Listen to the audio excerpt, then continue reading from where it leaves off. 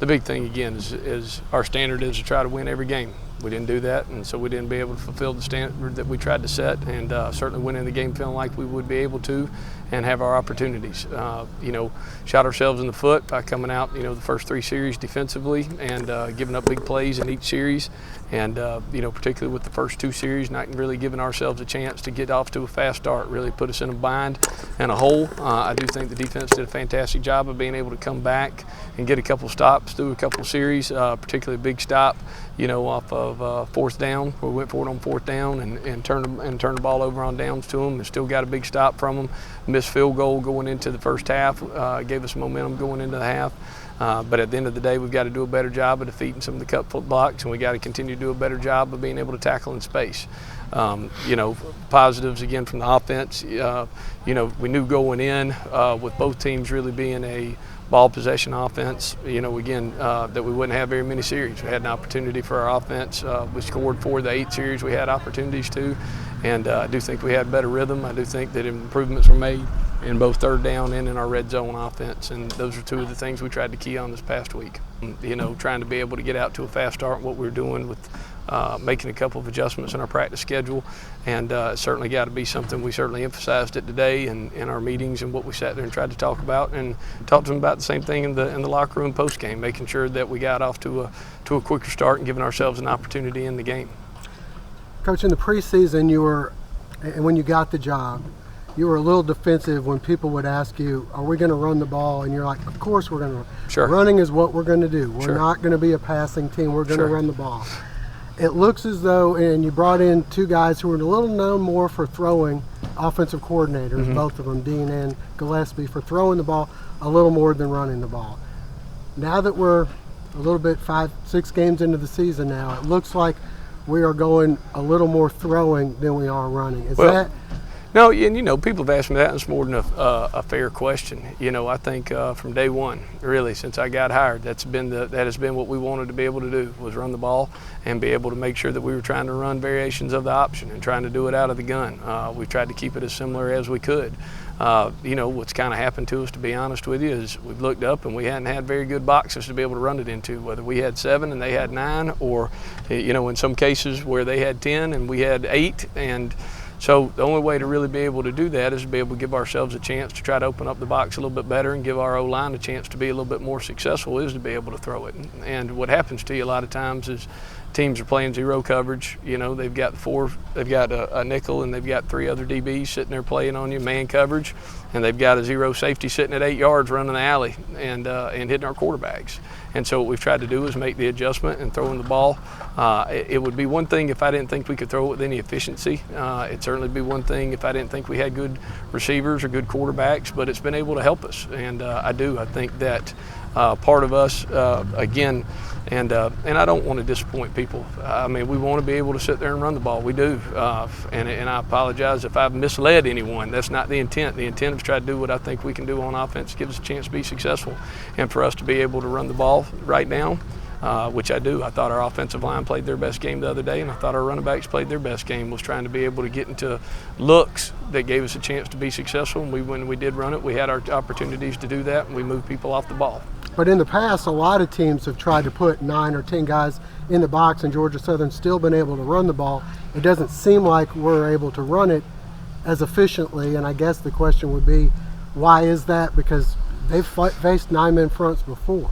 Yeah, it'd be hard for me to answer that. I haven't been here, and it'd be hard for me to give you an exact answer on all of those things. I can tell you what my film study, what my answer would be for those things. But again, for us right now, where we're at, I think the best opportunity that we have is to still, we ran the ball 50 times the other day. It's not like we abandoned it. We threw 33. We did, and part of it was trying to, we tried to get more snaps.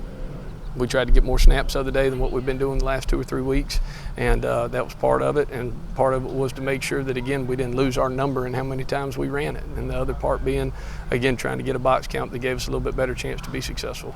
Has the offensive line had trouble adjusting to the man-to-man scheme as opposed to the zone scheme they ran last year? We haven't been in a man-to-man. We're still running inside zone, outside zone, like 97% of the country probably. Those things haven't been different, but we do. We have to some degree, and we've got good players. We're we're young at those spots, and what happens to you sometimes, again, is trying to make sure that you're giving yourself a chance. For us right now to be successful, I do think that we've got to be able to throw it. And it doesn't mean that we're turning into something we're not, but we've got to be able to run the ball with efficiency, and we've got to be able to throw it and do both right now. Do you think the trend will continue to throw the ball a little bit more and more? No, we're going to, again, like I've said from day one, I would like to be able to be a run team. I don't want to change anything about the history or the culture of this place, not one bit. I don't. We want to be able to run the ball. We want to be able to feel like we can move people off the ball when we're doing it, and we certainly feel like we've got some skilled enough players to do that. But in the position that we're at right now, kind of like the other day, again, we're going against a Power 5 opponent, an ACC team, and for us to be 50% at being able to score in drives, we didn't have very many drives the other day, and for us to be able to move the ball what we did on third down conversions and on fourth down conversions, we got to be able to do both. But with your coordinators both being a little more comfortable throwing the ball, do you feel like a lot of times they're quick to abandon the run? I don't think so. Okay. I don't think so at all. I mean, we're sitting here at the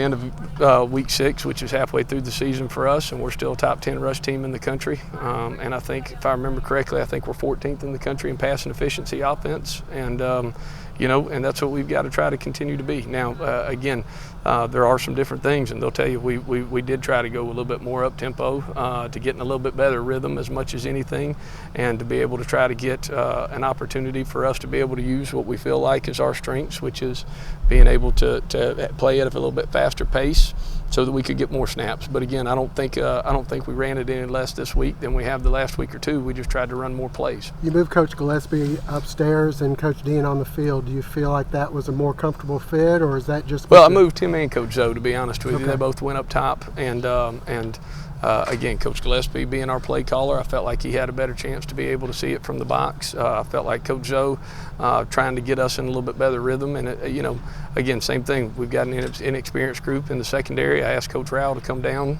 out of the box and get a chance to be able to make sure that those younger guys had their position coach right on top of them every second. And so also, with me being a defensive guy, I get an opportunity to go down there and spend a little bit more time with them, and it's an easier transition for us in some regards to have Coach Zoe up as the play caller on defense, and for Coach Rowell to be down coaching that young group of safety, or this entire secondary. But obviously, R.J. Murray, he won't be with us for the rest of the year.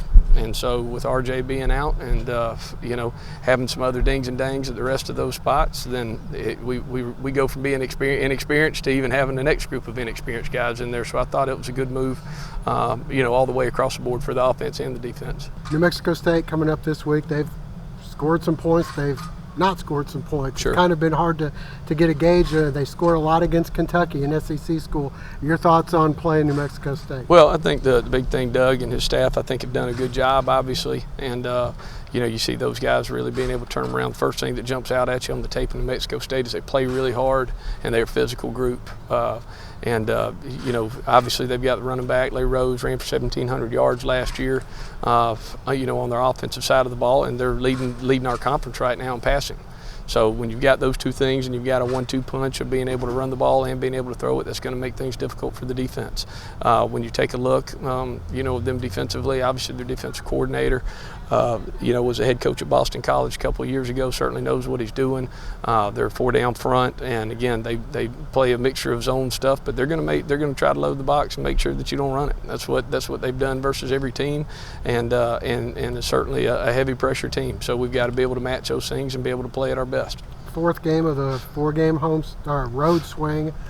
It's got to be kind of tiring for you guys. I mean, luckily you only had to go to Atlanta, but this is a pretty far trip for you. Yes, sir. Well, I think you don't want to make any excuses, and you certainly don't want to find other things to place blame. There's enough things that I've got to correct and got to get fixed with it. And so again, it'll be a 3.5-hour flight for us out there, and we do have a quick turnaround with App coming back the next week. And so we're doing our best to make sure that we give our players the best schedule we can to get them off their feet and give them some time while still being able to prepare for both teams at the same time.